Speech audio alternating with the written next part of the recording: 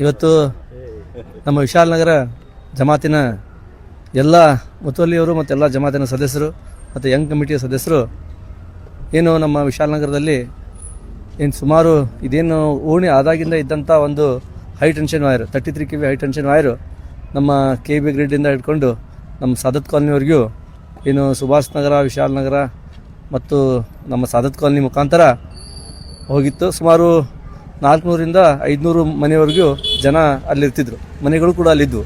ಆ ಮನೆಗಳ ಮೇಲೆ ಹಾಸದಂಥ ಈ ಹೈ ಟೆನ್ಷನ್ ವೈರು ಬಹಳ ದಿವಸದಿಂದ ಜನರಿಗೆ ಬೇರೆ ಬೇರೆ ರೀತಿಯಲ್ಲಿ ಸಾವು ನೋವುಗಳು ಕೂಡ ಆಗುವಂಥದ್ದಾಗಿತ್ತು.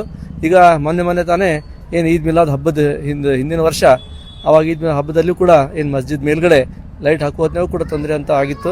ಅನೇಕ ತೊಂದರೆಗಳನ್ನು ಏನು ಜಮಾತಿನ ಮುತವಲ್ಲಿಯವರು ಮತ್ತೆಲ್ಲ ಸದಸ್ಯರು ಮತ್ತು ಓಣಿ ಎಲ್ಲ ಜನರು ಬಹು ದಿವಸದಿಂದ ಅದನ್ನು ಹೇಳ್ತಾ ಇದ್ರು. ಇದು ಹೈ ಟೆನ್ಷನ್ನಿಂದ ತೊಂದರೆ ಆಗ್ತಾಯಿದೆ, ಮನೆ ಮೇಲ್ಗಡೆ ಹೋದರೆ ಶಾಕ್ ಹೊಡಿತೈತಿ, ತೊಂದರೆ ಆಗ್ತೈತಿ, ಡೆತ್ ಆಗ್ತಾಯಿದ್ದಾವೆ, ಸಾವು ನೋವುಗಳು ಆಗ್ತಾಯಿದ್ದಾವೆ, ಪ್ರತಿನಿತ್ಯ ಒಂದು ಏನೋ ಇಂಜುರಿ ಆಗ್ತಾಯಿದ್ದಾವೆ ಅಂತ ಜನ ಹೇಳ್ತಾಯಿದ್ರು. ಇದು ಸಂಬಂಧಪಟ್ಟಂಗೆ ನಾನು ಅಧಿಕಾರಿಗಳಿಗೆ, ನಮ್ಮ ಜಿಲ್ಲಾ ಮಂತ್ರಿಗಳಾದಂಥ ಸಂತೋಷ್ ಲಾಡ್ರವರಿಗೆ, ಅವಾಗಿದ್ದಂಥ MD ರೋಷನ್ರವರು, ನಮ್ಮ ಹೆಸ್ಕಾಮಿನ MD ಇದ್ದಂಥ ರೋಷನ್ರವರು, ಅವರಿಗೆಲ್ಲ ವಿನಂತಿ ಮಾಡಿ ಬಹು ದಿವಸಗಳಿಂದ ಸುಮಾರು 80 ಲಕ್ಷ ಅವರು ಮತ್ತು 80 ಲಕ್ಷ ಮಹಾನಗರ ಪಾಲಿಕೆಯಿಂದ ಅನುದಾನವನ್ನು ಕ್ರೋಢೀಕರಿಸಿ ಆ ಸುಮಾರು ನಾವು ಇಲ್ಲಿಂದ 900 ಮೀಟ್ರ್ ಹೈ ಟೆನ್ಷನ್ ಕೇಬಲ್ ಏನಿತ್ತು ಅದನ್ನು ಅಂಡರ್ಗ್ರೌಂಡ್ ಮಾಡುವಂಥ ಕೆಲಸ ಮಾಡಿದ್ವಿ.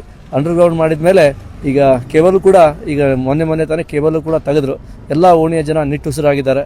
ಏನೋ ಅವ್ರಿಗೆ ತೊಂದರೆಗಳಿದ್ದು, ಮನೆ ಮೇಲ್ಗಡೆ ಕಟ್ಟಕ್ಕೆ ಅವಕಾಶ ಇದ್ದಿದ್ದಿಲ್ಲ, ಅವ್ರ ಮನೆ ಮೇಲೆ ಹೋಗೋಕ್ಕೆ ಮಕ್ಕಳು ಹಿರಿಯರು ಕೂಡ ಮನೆ ಮೇಲೆ ಹೋಗೋಕ್ಕೆ ತೊಂದರೆ ಆಗ್ತಿತ್ತು. ಅದೆಲ್ಲ ಈಗ ನಿಟ್ಟುಸಿರು ಬಿಟ್ಟಂಗೆ ಆಗೈತಿ. ಆ ಕೆಲಸ ಯಶಸ್ವಿ ಆಗೈತಿ.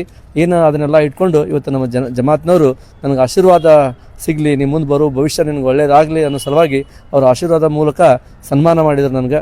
ಅವರ ಆಶೀರ್ವಾದನ ಸ್ವೀಕರಿಸಿ ಯಾವತ್ತೂ ಈ ಎಲ್ಲ ಇದ್ದಂಥ ಓಣಿಯ ಎಲ್ಲ ಸಮಾಜದ ಹಿರಿಯರ ಆಶೀರ್ವಾದ ನನಗಿರಲಿ ಅಂತ ಆಶಿಸ್ತೇನೆ.